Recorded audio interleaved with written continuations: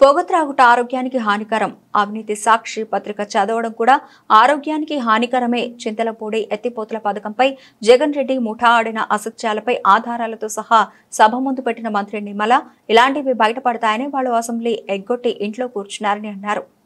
ఈ 5 నెలల్లోనే ఇంత కష్టపడి ఇన్ని నిధులు కేటాయించి ఈ ప్రాజెక్ట్ ని ముందుకు తీసుకెళ్ళడానికి అటు ముఖ్యమంత్రి గారి దగ్గర నుంచి ఎన్డీఏ ప్రభుత్వం పనిచేస్తూ ఉంటే ఈ వైఎస్ఆర్సీపీ తనకి ఒక కరపత్రిక ఉంది అధ్యక్ష, ఏదైతే వాళ్ళ అవినీతి పత్రిక, ఏదో నిన్ననే వాళ్ళ పత్రికలో కూడా ఇప్పట్లో జల్లేరు రిజర్వాయర్ లేనిట్లే అని చింతలపూడి పథకం మీద వాళ్ళ కరపత్రిక సాక్షి అవినీతి పత్రికలో ఒక ఆర్టికల్ ఇవ్వడం జరిగింది. నేను కూడా చెప్తూ ఉంటా, ఏదైతే మనం కూడా సిగరెట్ ప్యాకెట్ మీద చూస్తూ ఉంటాం, పొగ తాగుట ఆరోగ్యానికి హానికరం అని. అదేవిధంగా సాక్షి పత్రిక చదవడం కూడా ఆరోగ్యానికి హానికరమే అధ్యక్ష. ఎందుకు నేను ఈ మాట చెప్తున్నానంటే, జల్లేరు రిజర్వాయర్ లేనట్టే అని చెప్పేసి వీళ్ళు ఈ రోజు వాళ్ళ పత్రికలో మ్యాటర్ వేసుకున్నారు. కానీ గతం నేను చూస్తే ఏదైతే వాళ్ళ ప్రభుత్వంలోనే అంటే 2023లో వాళ్ళ ప్రభుత్వం అధికారంలో ఉండగానే మరి ఏదైతే ఆ రోజు మరి పర్టికులర్ గా మన విజయవాడలో జరిగినటువంటి మీటింగ్స్ లో కూడా వాళ్లే ఒక ఎక్స్పర్ట్ కమిటీ అంటే స్టేట్ ఎక్స్పర్ట్ అప్రైజల్ కమిటీ అని 2023 డిసెంబర్ 4-5 తారీఖుల్లో జరిగితే అప్రైజల్ కమిటీకి ఒక నివేదిక ఇచ్చారు అధ్యక్ష. వాళ్ళు ఇచ్చినటువంటి నివేదికలో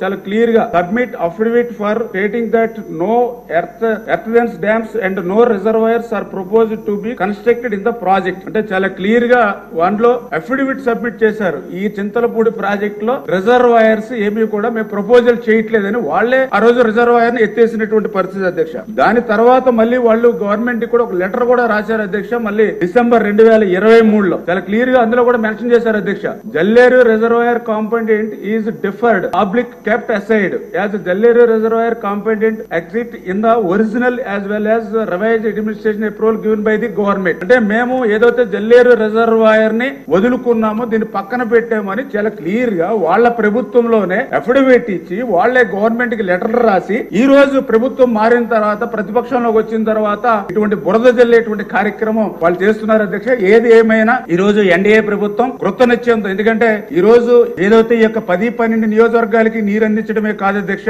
దీని ద్వారా చింతలపూడి ఎత్తిపోతల ద్వారా పర్టికులర్ గా నాగార్జున సాగర్ కు సంబంధించి 2,10,000 ఎకరాలకు సాగునీరు అందించడం ద్వారా నాగార్జున సాగర్ లెఫ్ట్ కెనాల్ నుంచి తీసుకునేటువంటి నీటిని మనం నిలుపుదల చేసుకోవడం ద్వారా అది శ్రీశైలంలో బ్యాక్ వాటర్ కింద రాయలసీమకు కూడా ఉపయోగించుకునేటువంటి అవకాశం ఈ చింతలపూడి ఎత్తిపోతల పథకం ద్వారా ఉంటుంది సార్ అధ్యక్ష. అందుచేత ఇది నదుల అనుసంధానంలో భాగంగా చంద్రబాబు నాయుడు గారి కళ. అంచేత ఖచ్చితంగా ఈ చింతలపూడి ఎత్తిపోతల పథకాన్ని చంద్రబాబు నాయుడు గారు ఈ ఆర్థిక సంవత్సరంలో ప్రారంభించి మళ్ళీ ఆయన ఈ యొక్క చింతలపూడి ఎత్తిపోత పథకం ద్వారా ఆ యొక్క గోదావరి నీటిని ఈ యొక్క కృష్ణా ప్రాంతానికి అందిస్తాం అధ్యక్ష.